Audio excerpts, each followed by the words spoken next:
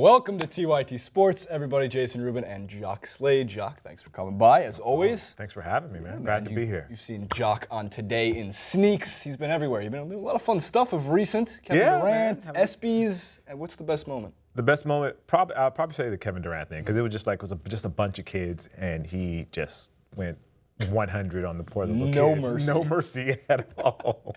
Which is awesome, because he's competitive. Yes. And if anybody's watched the documentary, I think it was on HBO, Kevin Durant, all he does is basketball. It wasn't even that interesting of a documentary. It's like, what does this guy do? Oh, I talk about basketball, and I play basketball, and I play video games about basketball. But more on Kevin Durant a little bit later on. Today is James Harden Day. Yes. Jock, the sneaker expert you are, can you tell us a little bit about James Harden's new potential shoe deal?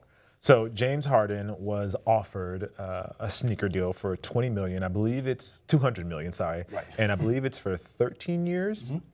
To go with Adidas. So he's currently with Nike, and he wears a shoe called the Hyper Chase with Nike. And Adidas has been making a push, basically, to be more present in the NBA and in the game of basketball. Like they're obviously a part of the game when they have like guys like Derrick Rose, but obviously that hasn't worked out the way that they expected to, just because of his injuries. But James Harden is probably the next thing, that they could latch onto. They had Dwight Howard, but I think he's leaving. So, but not that, big men don't sell shoes. So it's very interesting, because when you actually look through the list, which we're about to get to, as I keep teasing it, of the 10 most expensive shoe deals in NBA history, most of which, almost all of which, are either stretch threes or shooting guards or point guards, except for hold a few. But Dwight Howard did not make the list. Yes. Before we even get to that, though, the Taiwanese animators YouTube channel released what is, to me, the next big thing. Sometimes God just gives you gifts. He just lets a gift go. You don't expect it. You don't see it. And then it's just present in front of you. And that is what this was. It's just a bright spot on your day. So we're here to brighten your day. Have a look at what was created.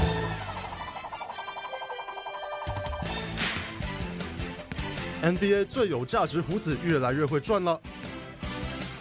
艾迪达最近提供了休斯顿火箭队后卫哈登一份价值2亿美金、为期13年的大合约，希望把他从宿敌 Nike 手上抢过来。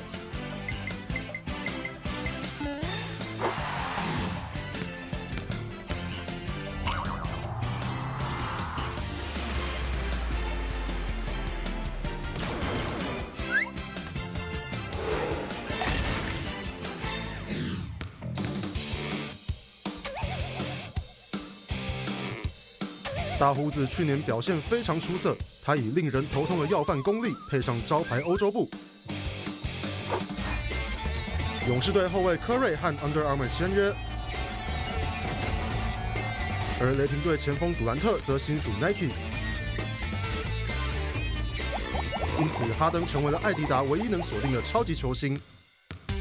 由于旗下头号球星罗斯伤病不断，艾迪达去年在美国体育用品市场落居第3名。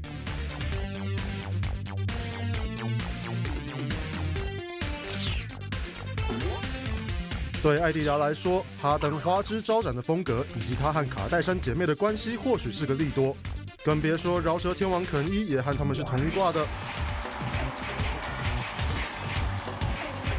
Nike 在下周结束前仍然可以匹配艾迪达的报价，而哈登在明年是否会有更惊人的表现呢？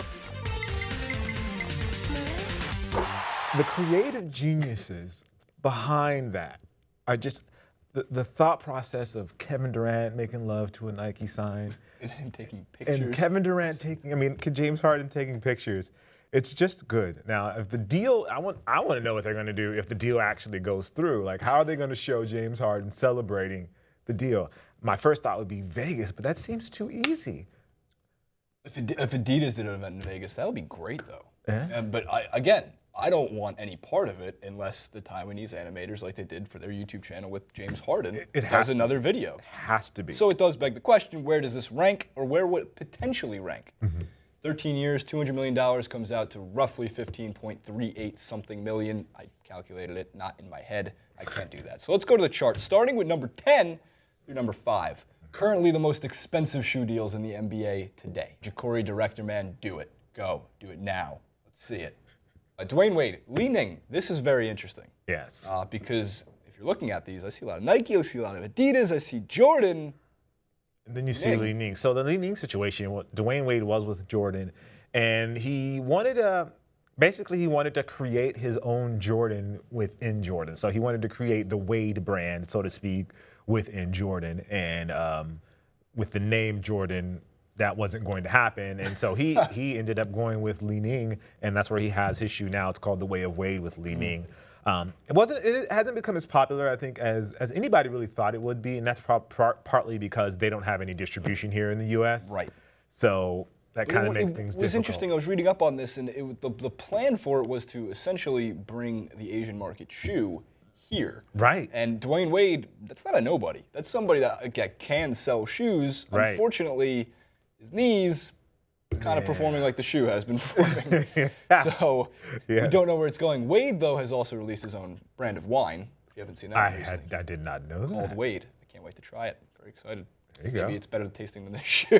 But as you move down the list, by the way, these are yearly payouts. This is not the total shoe deal. But Russell Westbrook, Amari Stoudemire, Chris Paul, Carmelo Anthony, all in that $1.5 to $4 million range. You see a lot of Jordan on that one. But again, as we discussed quickly before, Amari Stoudemire is really the only big man amongst those, second half of the shoe it's deals. tough. For some reason, it's tough for big men to sell shoes. I mean, the last person that I can think of that really sold shoes was Shaq. Yeah. And Shaq isn't your typical big man. Like, Shaq did movies. Shaq was a rapper, very good rapper, by the way, for those that doubt him. And he just had a huge personality, and I think that was part of his marketability, as opposed to guys like Tim Duncan, Dwight Howard. And even Dwight Howard he has a bit of a personality, the whole Superman thing from the dunk contest a few years ago, but he just hasn't been able to sell shoes. I don't think kids don't grow up and aspire to be a big man. They grow up to be a shooting guard, or to grow up and want to be a point guard or a shooting guard. And I mean, I agree with that. Part of it's a little bit of elevation in terms of who's making the highlight reels. Right. Day in and day out. I mean, Tim Duncan was never the highlight king. He's one of the greatest players to ever play the game, but he should have been in the highlight reels, even though it was basic moves. Fundamental like those basketball. Fundamentals were killing on the Fundamentals doesn't sell that much. Yeah. Ask Stephon Marbury. But and more on Stephon Marbury later too. Later today. So let's go to the more expensive half of this list. The shoes that basically everybody in this country is wearing as of today. Number 5, I know John Wall. Number 4, Kevin Durant. Derrick Rose, Kobe Bryant, and LeBron James. So James Harden, for perspective, would fall right in between LeBron and Kobe Bryant, a little bit more than Kobe at the number 2 spot, if this deal goes through. Yeah, I'm not sure. Like, looking at this list and hearing James Harden's name, I don't see it between 1 and 2. I see it maybe between 5 and 6. 5 and 6? Yeah, Interesting. down in the 5 and 6 area. Like, I wouldn't put him over LeBron. Obviously, wouldn't put him over Kobe as a Laker fan. That just would be sacrilegious. Wouldn't put him over Derrick Rose. Even though Derrick Rose has been hurt, wouldn't put him over Kevin Durant. Kevin Durant's been hurt. James Harden's been healthy. I put him above John Wall. Yeah. I really like John Wall's shoes, though. They're really nice. They are very For the nice. record.